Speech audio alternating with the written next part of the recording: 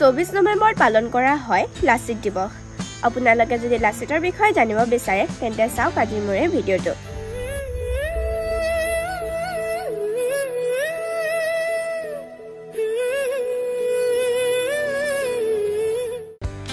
চৌবিশ নৱেম্বৰ লাচিত দিৱস।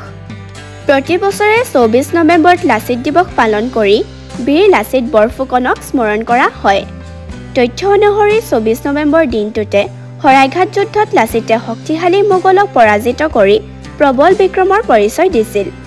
সেয়েহে বুৰঞ্জীত এই দিনটো অত্যন্ত গুৰুত্বপূৰ্ণ। লাচিত দিৱসৰ দিনটোত বিভিন্ন কাৰ্যসূচীৰ যোগেদি এই আহোম সেনাপতিগৰাকীক স্মৰণ কৰি অহা হৈছে। লাচিত বৰফুকন হৈছে অসমৰ জাতীয় বীৰৰ এক প্ৰকৃষ্ট উদাহৰণ।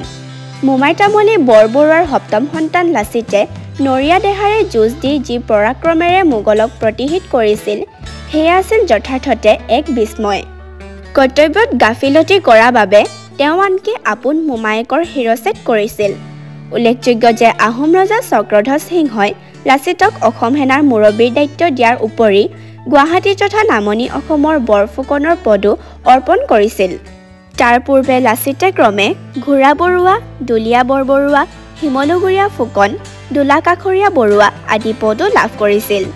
সন্দেহাতীত দেশপ্ৰেম আৰু উৎসৰ্গিত মনোভাৱৰ অধিকাৰী লাচিত বৰফুকন আজিও অসমীয়াৰ বাবে প্ৰেৰণা আৰু আদৰ্শৰ এক উজ্জ্বল প্ৰতীক। আজিৰ এই ভিডিঅ'টো ইমানেই। ধন্যবাদ।